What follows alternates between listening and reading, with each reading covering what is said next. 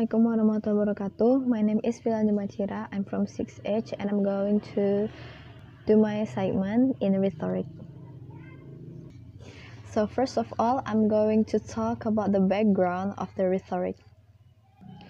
Aristotle's Rhetoric is an ancient Greek treatise of the art of persuasion, dating from the 4th century before BCE. Aristotle is generally credited with developing the basics of the system of rhetoric that thereafter serves as its touchstone, influencing of development in rhetorical theory from ancient through modern times. The Rhetoric is regarded by most rhetoricians as the most important single work on persuasion ever. Walzer concurred and indicating that just as Alfred North Whitehead considered all Western philosophy a footnote to Plato, all subsequent rhetorical is about the series of responses to issues raised.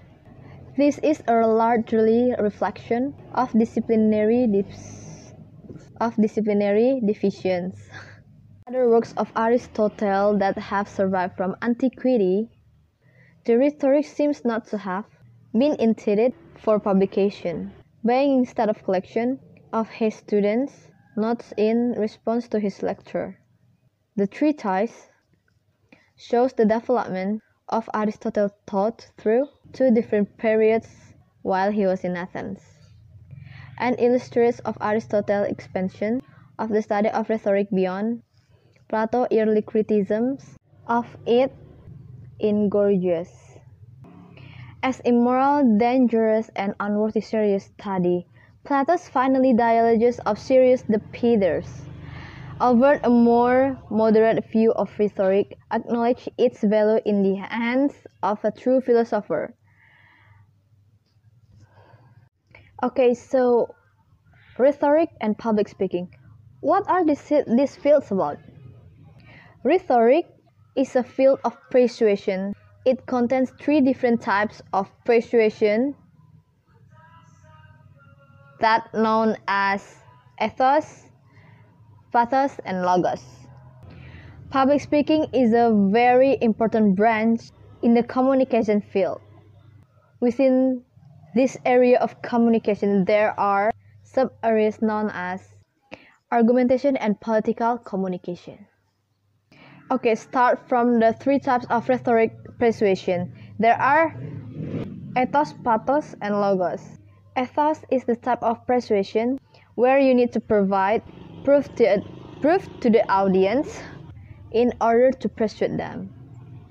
Pathos is when the speaker provides proof that appeals to the audience's emotions in order to persuade them. Logos, when the speaker convinces the audience by the use of logic or reason. And then in public speaking, there are argumentation and political communication. Argumentation, this sub-area mainly focuses on building effective arguments by using reasoning, strong evidence, and lastly by developing ideas in a way that responds to the audience's beliefs, concerns, and goals. Political communication. Political communication is the second about sub-area in the field of public speaking. Scholars in this field are interested in how politicians connect or fail to connect to the audience. How do these fields influence our personal lives and relationships? Rhetoric is the art ruling the minds of man, wrote Plato. This illustrates that without rhetoric in our personal and relationship lives, we would have no control over anything. Speaking gives your argumentation and political communication. Argumentation gives effective arguments by having a sharp voice and using strong evidence. Political communication is when politicians fail or succeed to connect with their votes. How do these fields of communication uniquely impact society?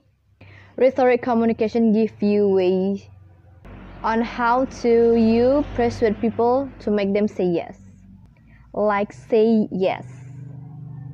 And without the field of public speaking, meetings that are called won't be as progressive as they should be.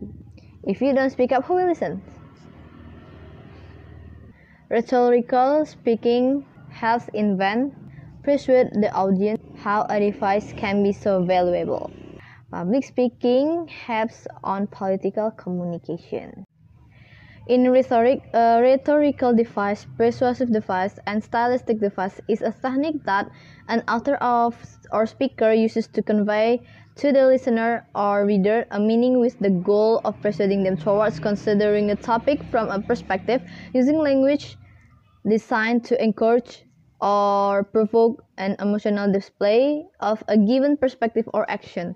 Rhetorical devices evoke an emotional response in the audience through use of language, but this is not their primary purpose. Rather, by doing so, they seek to make a position or argument more compelling than it would be otherwise.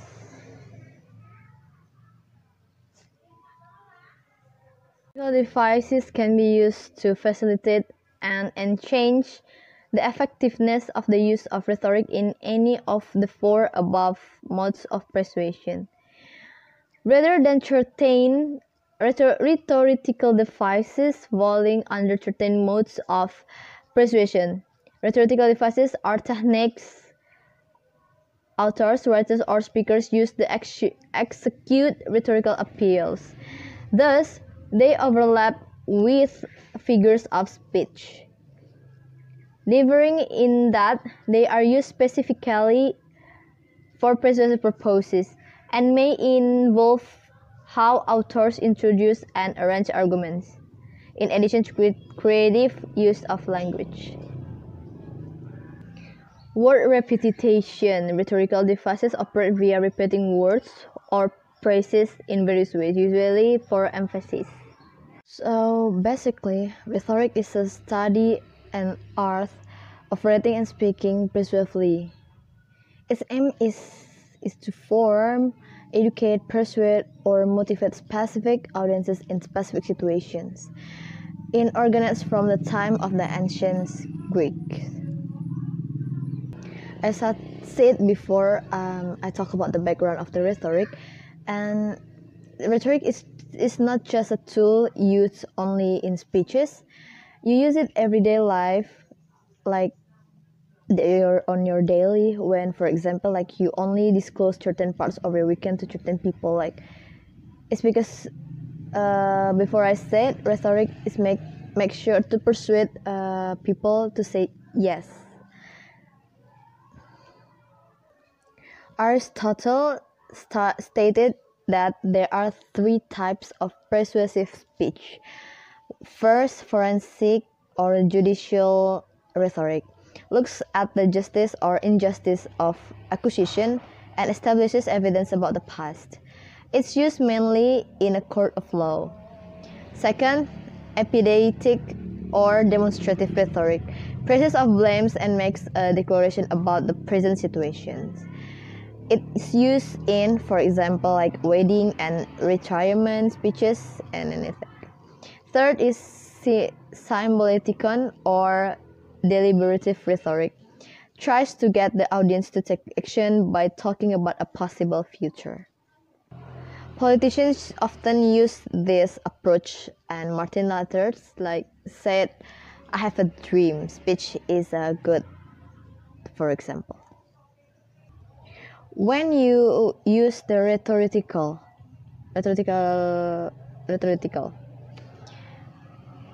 think you need to use rhetoric when you see the situation and analyze. Like first, analyze the rhetorical situation you are in. An effective speech is one that responds to its rhetorical situation. Like you have to see the context before you use the rhetorical. Second, identify what needs to be communicated, so that it's not only just what you want to say, but you have to see the context and look at the situation. Third is provide a strategic response using rhetorical tools. After you analyze the situation, you have to think about the following. First, the rhetor, like me. The person speaking to the audience, your personal characteristic and beliefs will influence what you decide to say, such as age, gender, geographical location, education, previous experiences, socioeconomic status, and anything.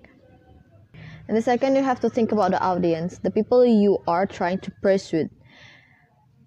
Usually, the same factors that affect the rhetor affect the audience. Think about what they already know. What question or reservation might they have? What expectation do they have? Where should you conform to and stray from this expectation? Third, the setting, the situation which causes the need for your speech. For example, current events, location, time period, political situation, or anything. Where is the speech happening and when? How do this impact you? For example, speeches may need to differ between countries. Fourth, the topic need to be relevant to the rhetorical situation you are in. How does your topic limit what you can do to the audience? Depending on your audience, what should include or exclude? And then, the purpose. Why are you saying that? Why are you saying this? Is it to entertain, educate, persuade, instigate action, or anything? You have to analyze that before you use the rhetorical. So I'm gonna tell you the 5 canons and 3 appeals of rhetoric. First, invention. The process of developing an argument. For this, you need to pick effective content and sort through everything you could say and decide what should be included or excluded. There needs to be a balance between what the audience needs to hear and what you need to say.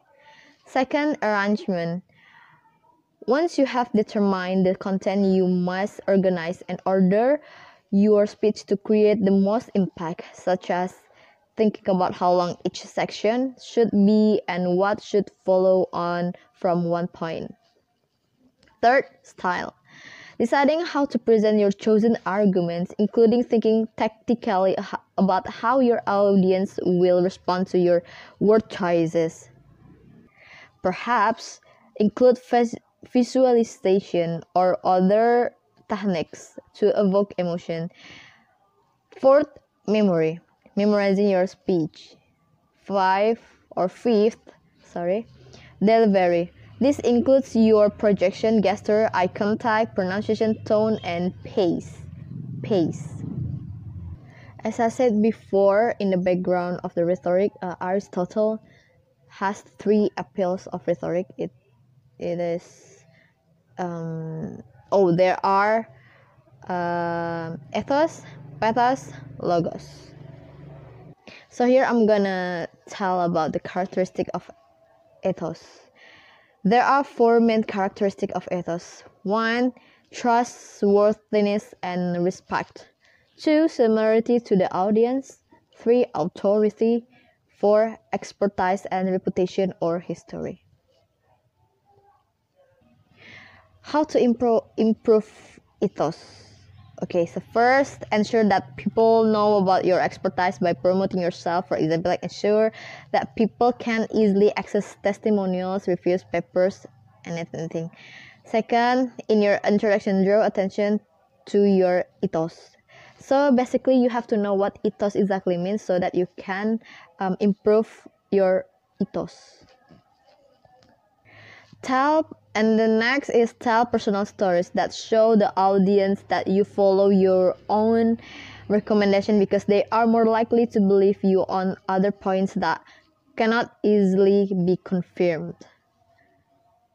I don't know what numbers. But next, facts, stats, and quotes should be up to date and from reputable sources. For example, between choosing from social media or Mind's website to quote a statistic about anxiety, maybe you should choose Mind's website as this high ethos, which in turn increases your ethos. So basically you have to know, like I said before, you have to know what ethos, pathos, logos means, so you can do and improve each part of it. And the next, it's still for ethos. Be unbiased by admitting that you and your opposition side agree on at least one matter. This highlights that you are credible because you are treating the topic with consideration and fairness. And last, in ethos, stick to your promises. For example, during the Q&A, you may have agreed to find out an answer to a question and tell everyone. Ensure that you do this to be seen as honest. Okay, second, pathos, the emotional appeal. Pathos is to persuade by appealing to the audience's emotion. Pathos is more likely to increase the chances of your audiences. First, understanding your point of view. Second, accepting your arguments. 3, acting on your request. Okay, so how to improve pathos? Okay, let's see. Alright, so first, use analogies and metaphors. Linking your ideas with something your listener already know about and feel strongly about can trigger emotional responses. For example, they are terrible compared to they are poisonous. This will use the audience's knowledge that poison is bad and therefore this issue needs to be dealt with.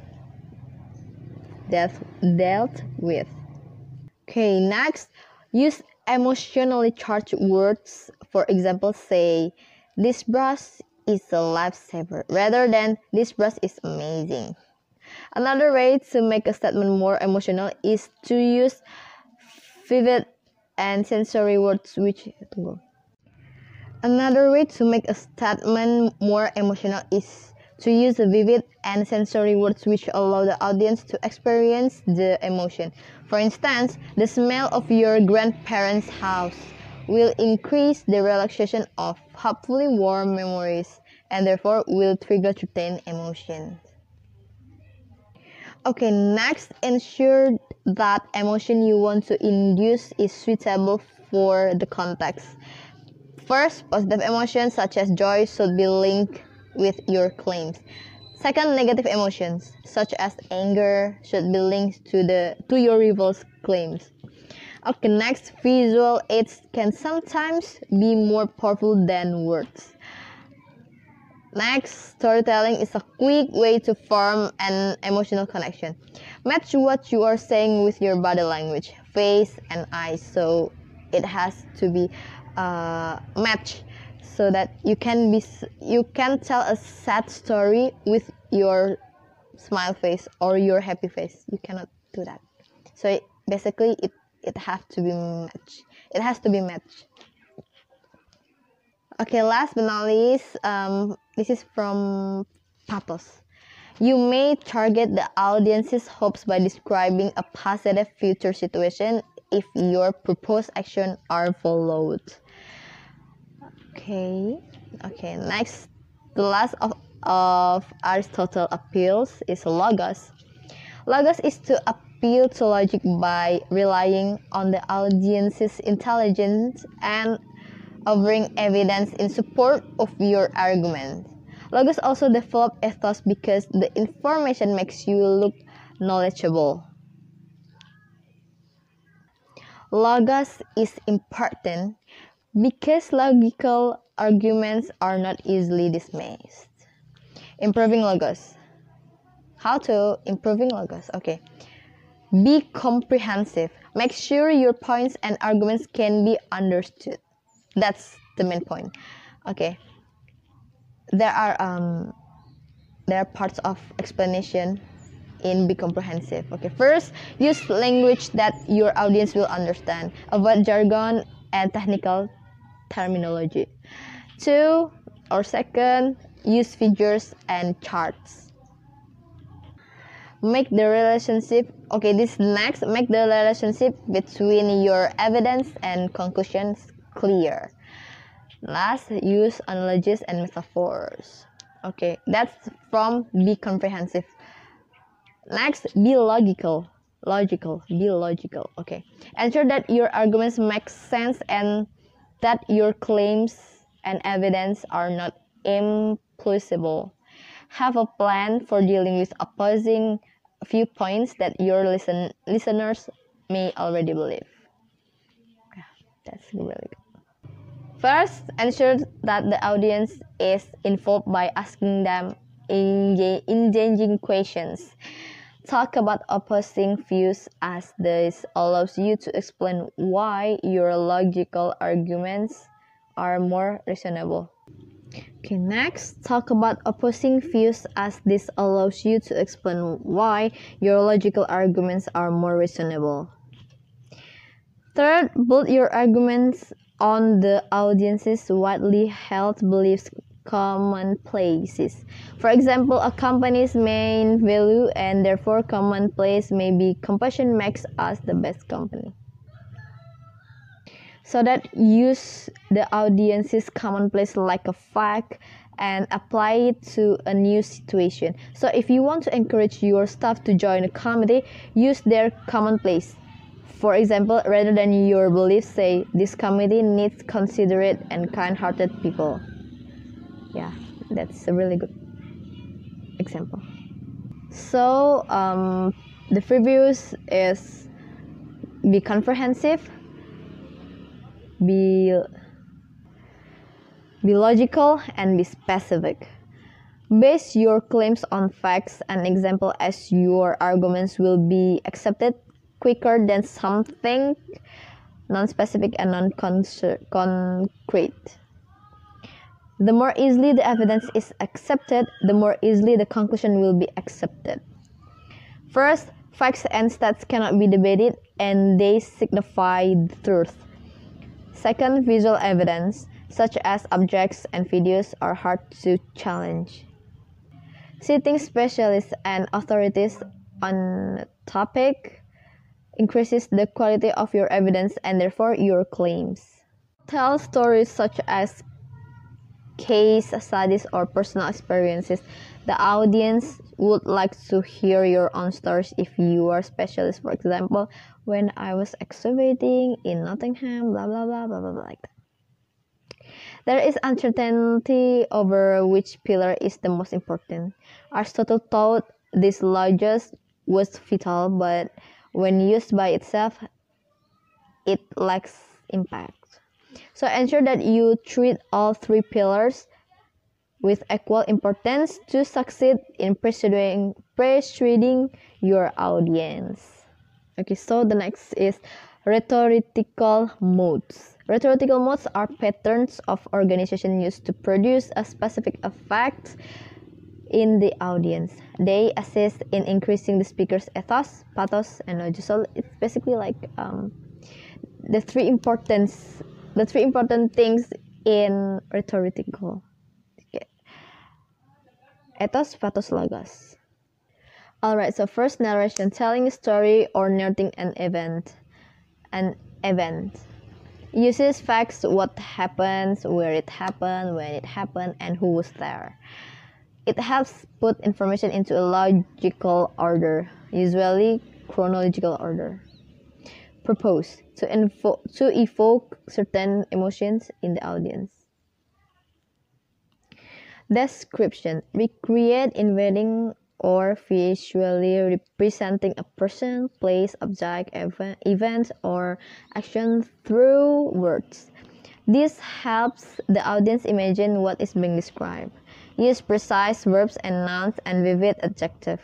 Using the five senses is especially useful. Yes, proposed, to evoke certain emotions in the audience. Argumentation or persuasion. Articulating your opinion about an issue, proving. Argumentation or persuasion, articulating your opinion about an issue, proving or contesting a point of view or an issue. Consists of representing the evidence. Argumentation generally uses inductive arguments, deductive arguments, or a combination of the two. First, inductive arguments, forming the generalization from the evidence. For example, all the theme parks I have been to have been safe. This is the theme park, so it must be safe. Deductive arguments, forming conclusion from generalization. For example, I don't like busy places. This shopping center is really busy, so I won't like that shopping center. Persuasion is a type of argumentation with a call to action directed at the audience. Propose. The speaker tries to get the audience to agree with their opinion, and in the case of persuasion, the speaker tries to get the audience to take action. Exposition, informing, instructing, or presenting ideas objectively. Exposition can use the following techniques. First, illustration or example, using evidence to explain a general idea or statement. The stronger your evidence, the more likely the audience will consider your points. Usually used to support an argument. Use evidence suitable for your topic and audience. Figure out how much evidence you need to use to support your argument depending on how to complex this topic, the audience's knowledge. Okay, the purpose gives your statements or arguments more credibility and helps the audience understand more quickly. Okay, second definitions, explaining what a word, idea, or anything means to your audience and to explain what is not. This is more difficult than looking up the term in a dictionary because maybe redefining a common term or explaining a term that is commonly used incorrectly, such as the word depression. By reshaping what the audience thought a concept meant, they can see and think about that concept in a different way. There are multiple ways you can define something.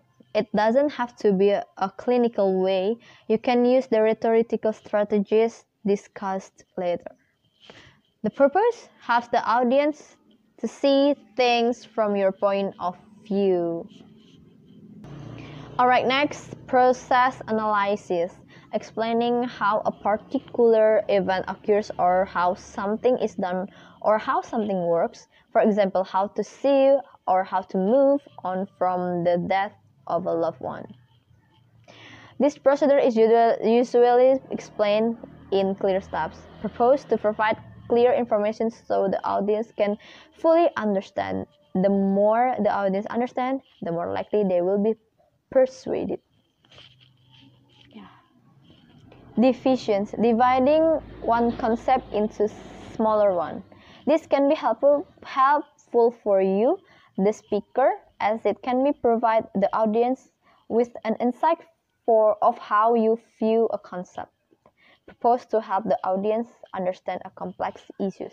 Classification, often looking at a diverse group of objects and finding similarities. The rhetor creates categories based on similarities and gives each category a name. Purpose useful for organizing complex issues. Next, cause and effect. Examining.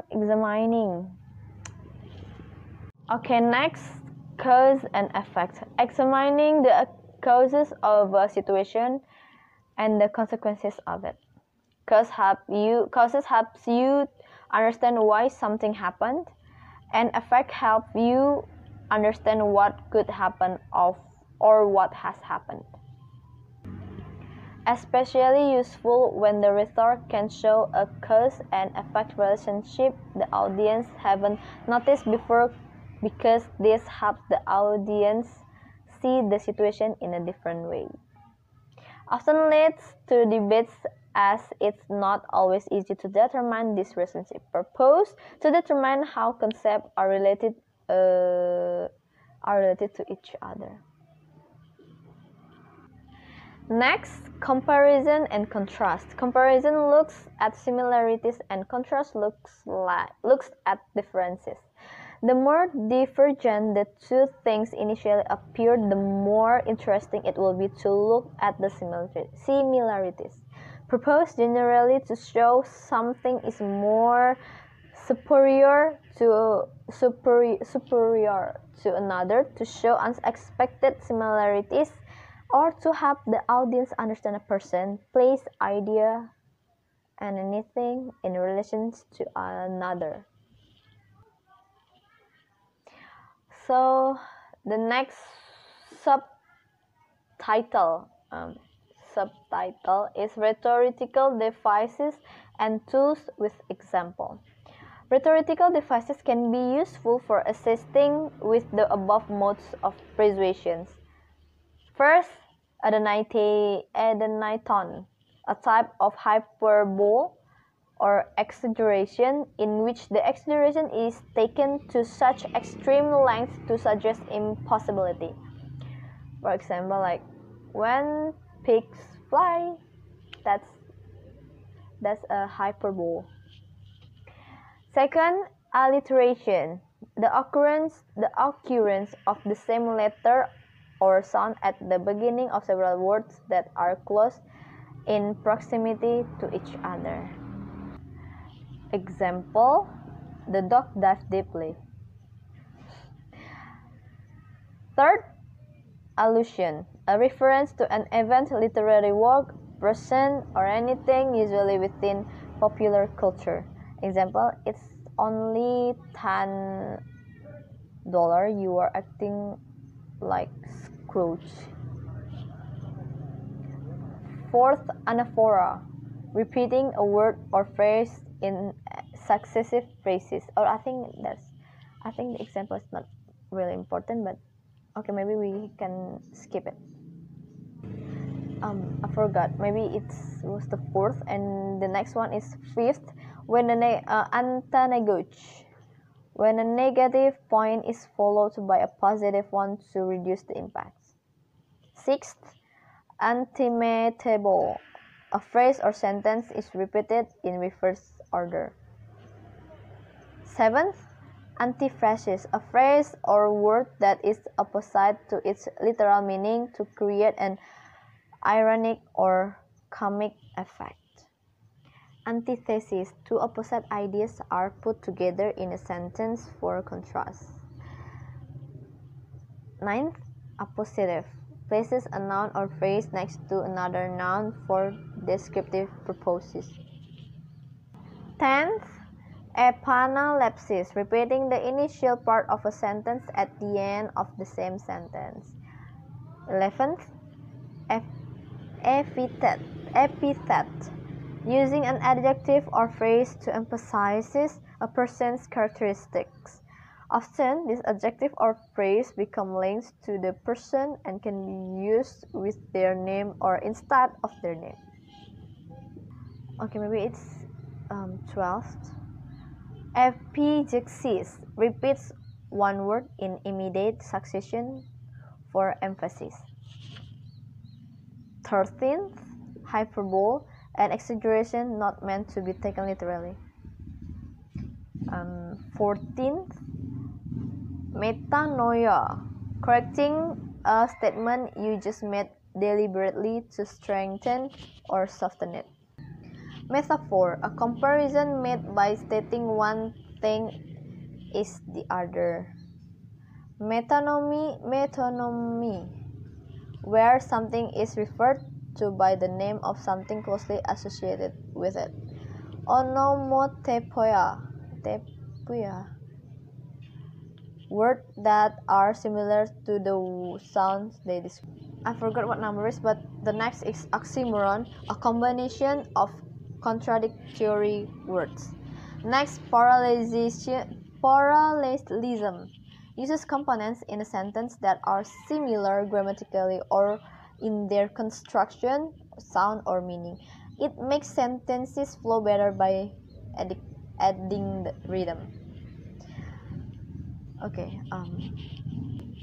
The next is personification, the attribution of human characteristic to something non-human. Next, simile, compares one thing to another to make a description more vivid, usually uses as or like. Next, understatement, deliberately making a situation sound less important or serious than it is. You can use it for humor, to be polite, or to remain modest over something. Okay, we're gonna move on from the previous topic, that is devices of rhetoric. We're going to talk about criticisms of rhetoric. Some people believe that rhetoric is a type of lying or false behavior and manipulation. However, even when you are criticizing rhetoric, you are engaging in an act of rhetoric because you are trying to get others to agree with you. Rhetoric works well in many situations, such as in business, presentation, lectures, and anything. So rhetoric is a good tool, but like with other tools, it's up to you how to use it effectively. So, why is rhetoric important? Because rhetoric gives you a framework to think critically about your writing and reading choices. Knowing how to use the tools of rhetoric can improve your communication and can help more people to agree with your perspective. Since everyone can use rhetoric, and awareness of its prevalence can be empowering and can help you become a more critical consumer and creator. It helps you as a writer and reader understand the different and interrelated influences surrounding your writing and how it will be received and interpreted. Knowing how to use the tools of rhetoric can improve your communication and can help more people to agree with your perspective. Rhetoric is a careful way to channeling your creative energies and incorporating written, visual, audio composition to create, affirm, and improve the world around us. Why is rhetoric required? Rhetoric teaches us the essential skills of advanced learning and higher education. In rhetorical classes, students learn to think logically to discover wrong or weak arguments, to build a good case on a controversial topic, and to overcome too common fear of speaking in public so that they can deliver scripts and well-prepared speeches. Rhetoric is a fundamental building block of good education, whether it is followed by studies of engineering, English, or entomology. Clear thinking, good argument, and logical discussion are essential to academic student success in any discipline and field. The better the essays you write, the better your grade. The stronger the presentations you make, the greater your academic success. The more you understand how to criticize and analyze what you read and study in music, mathematics, or the modern languages, the stronger your education is. So why do we expect you to study rhetoric? Because we want you to know how to think and at an advanced level suitable for the university education. In the rhetoric classroom, you will learn how to conduct rigorous and responsible knowledge production, from becoming more acute and attentive interpreters of the world around us to writing more deeply critical, meaningful, and persuasive presentation and papers. We want you to learn to contribute more useful to discussion and social debates, knowing what arguments are sound and what fallacies to avoid yourself or discover in others' work and words. Rhetorical strategies, analyzing cause and effect. Focusing on causes helps a writer to think about why something happened. Focusing on effects helps a writer think about what might or could happen. Cause is oriented towards the future, effect looks back to the past, but you can use this strategy by working in either directions, from present to future or from present to the past.